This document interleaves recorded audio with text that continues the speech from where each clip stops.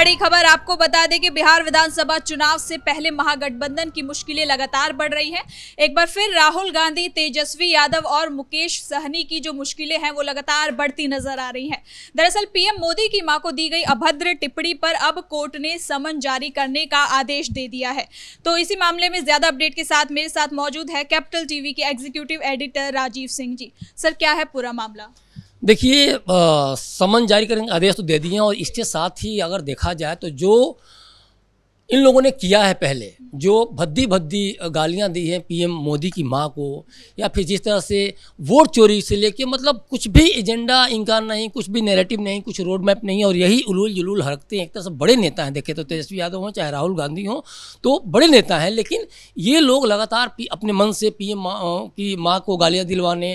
तेजस्वी यादव के भी सभा में एक बार ऐसा हुआ, फिर दरभंगा में राहुल गांधी के सभा में हुआ ही था। तो ये सारी चीज़ें जो बता रही हैं कि अब जो उन्होंने किया था, अब धीरे धीरे अब इनकी परतें, इनके गुनाह अब सामने आने लगे हैं। इस मामले में एक चीज़ और भी है कि देखिए, महागठबंधन का जिस तरह से चुनाव में अब घिरने लगा है, जिस तरह से इनकी कलई खुलने लगी है, चाहे भ्रष्टाचार को लेके हो, चाहे पीएम मोदी की मां को गाली को लेके हो, तो इनके लिए बड़ी मुसीबत बन सकती है। क्योंकि देखिए, एक तो सीट शेयरिंग को लेकर खुद ही लोग परेशान हैं। कोई दिल्ली दौड़ रहा है, कोई पटना दौड़ रहा है, लगातार मीटिंग हो रही है, लेकिन कुछ भी निकल के नहीं आ रहा है। तो ऐसे में पीएम मोदी की मां को गाली को लेके जिस तरह से कोर्ट ने जो समन जारी करने का आदेश दिए हैं, तो इनकी मुश्किलें और भी बढ़ सकती हैं। इसमें 3 बड़े चेहरे हैं, पहला राहुल गांधी, दूसरा तेजस्वी यादव और तीसरा मुकेश सहनी का भी नाम है। तो ये अगर कुछ भी इसमें ऐसा होता है, कुछ फैसले बाद में आते हैं और 2 वर्ष से अधिक की सज़ा अगर होती है, जिसमें इसमें प्रावधान भी है, तो कल को इनके लिए मुसीबत हो जाएगी। कभी वो चुनाव लड़ नहीं सकते हैं। सूरत वाले कोर्ट में आपने देखा ही राहुल गांधी को लेके कि किस तरह से हो गए थे। तो ये सारी जो चीज़ें हैं, तो ये बिहार चुनाव से ऐन पहले अगर देखा जाए तो ये बड़ी मुसीबत महागठबंधन के लिए, क्योंकि 6 और 11 को चुनाव होने हैं। अभी 17 तक इनको वो भी जारी कर देना है नामांकन, लेकिन ये कहीं कुछ पता ही नहीं चल रहा है इनको, क्योंकि आपस में लोग लड़ रहे हैं, भिड़ रहे हैं। ऊपर से आपने जो अभी रावजबनी कोर्ट का कुछ देर पहले जो फैसला, जो आरोप तय किया गया है, फिर 10 नवंबर को जो फैसला सुना, वो भी सारा का सारा देखा जाए तो ये सब कड़ियाँ जो हैं बता रही हैं कि महागठबंधन के लिए आने वाले समय में कितनी बड़ी मुसीबत खड़ी हो सकती है। दूसरी एक चीज़ और भी है, देखिए पीएम मोदी बहुत बड़े चेहरे हैं देश के, वर्ल्ड में कहा जाए तो उनको एक पॉपुलर नेता के तौर पर माना जाता है। और जिस तरह से बिहारियों को पिछले, जिस तरह से नीतीश सरकार, एनडीए सरकार 20 साल से है, और जिस तरह से लगातार 15 साल से कह सकती 15 साल ही बोल सकते, क्योंकि 15 साल हो ही जाएगा, इनको टेंडर पूरा करेंगे ही, और 11 साल 12 साल से एक तरह से हैं ही। तो इसमें लगातार बिहार के लिए जो पीएम मोदी कर रहे हैं, तो ये बहुत बड़ी बात है, और इसलिए इसमें इनका चेहरा, उनका कद और बढ़ जाता है। जिस तरह से इन्होंने अभी जीविका दीदी के माध्यम से 75 लाख महिलाओं को जो 10,000 रुपये का जो दिया, ट्रांसफ़र किया, सीधे डायरेक्ट ट्रांसफ़र किया। उसके बाद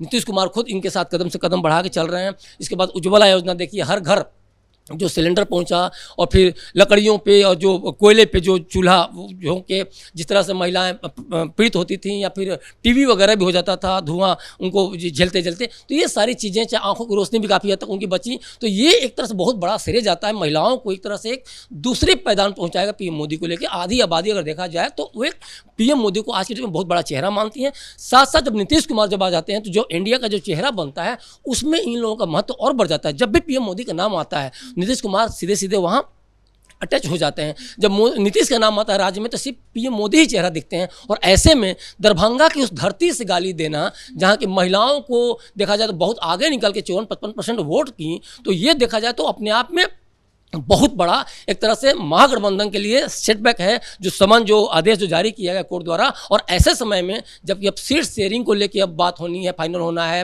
उम्मीदवार लोग उतारने वाले हैं, और जो महिलाएं लगातार नीतीश कुमार को, एनडीए सरकार को वोट दे रही हैं, चाहे वो महिला आरक्षण के नाम पे हो, चाहे पंचायती राज में आरक्षण के नाम पे हो, चाहे फिर जीविका दीदियों के नाम पे हो। 3 खेप की जो राशि ट्रांसफ़र हो गई 26 सितंबर को, 3 अक्टूबर को, फिर उसके बाद नीतीश कुमार ने फिर 21 लाख महिलाओं को दिया। तो ये अपने आप में जिस तरह से महिलाओं को स्वावलंबी लोग बना रहे हैं, दोनों लोगों की जुड़ी जो डबल इंजन सरकार है, जिस तरह से आत्मनिर्भर बना रहे हैं, वैसे में ये मामला आना तो एक देखा जाए तो अपने आप में बहुत बड़ा सेटबैक है। और कहीं ना कहीं देखा जाए तो पीएम मोदी के चेहरे के हिसाब से अगर देखा जाए तो एक बहुत बड़ा नैरेटिव भी सेट करेगा कि भाई आपने किसको गाली दी। क्योंकि देखिए, बीच में थोड़ा सा मामला दबा दिख रहा था, लेकिन फिर से एक बार जब न्यूज़ में आना, मीडिया में आना, तो एक नैरेटिव सेट होगा कि आखिर ये जो चेहरा है महागठबंधन का किस टाइप का है। क्या भ्रष्टाचार का चेहरा है, क्या गाली गलौज का चेहरा है, क्या महिला विरोधी चेहरा है। क्योंकि जंगल राज का जो एक ठप्पा लगा हुआ है, चाहे गौतम शिल्पी हत्याकांड का लेके, चाहे आईएएस की पत्नी के साथ जो गलत हुआ उसको लेके, तो वो तो याद दिलाता ही है। साथ साथ इसी बीच ये सारी चीज़ें यहाँ जाना तो अपने आप में एक बड़ा सवाल खड़ा करता है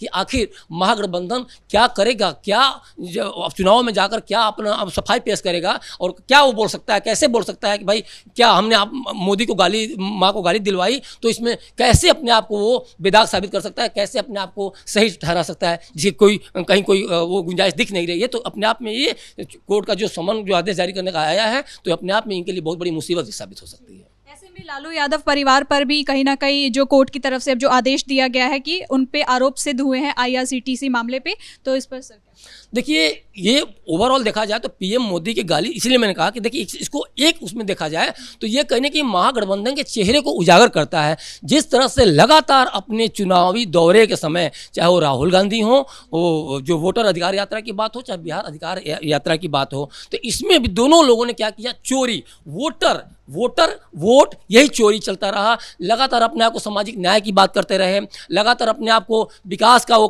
करते रहे, लगातार भ्रष्टाचार पर हमला। देखिए, ये पूरा चुनाव देखा जाए, चाहे वो प्रशांत किशोर की बात कर लें, चाहे एनडीए की बात कर लें, पूरा चुनाव टिका ही हुआ है भ्रष्टाचार और जंगल राज के उस पर काउंटर करने के लिए। और इसमें आप जब खुद भ्रष्टाचार के आरोप में कहीं ना कहीं फंसते हुए दिख रहे हैं, आगे हो सकता है आपको जेल भी हो, जिस तरह से 10 नवंबर को जब चुनाव के रिजल्ट से जस्ट पहले जब फैसला सुनाया जाएगा, तो 4 दिन पहले, तो अपने आप में एक बहुत बड़ा काउंटर होगा एनडीए की तरफ से। और एनडीए इस चीज़ को लेकर चुनाव में जाएगी कि जिस इसमें भ्रष्टाचार को लेकर तेजस्वी यादव बोलते हैं, और खुद देखा जाए तो इनको जनता भी मानती है कि भ्रष्टाचार पार्ट 2 है, ये एक तरह से जंगल राज पार्ट 2 है, और आप नौकरी देने की बात करते हैं, तो ये सोशल मीडिया में भी सवाल उठने लगा था कि फिर से एक बार जमीन लिखवा कर नौकरी दोगे क्या।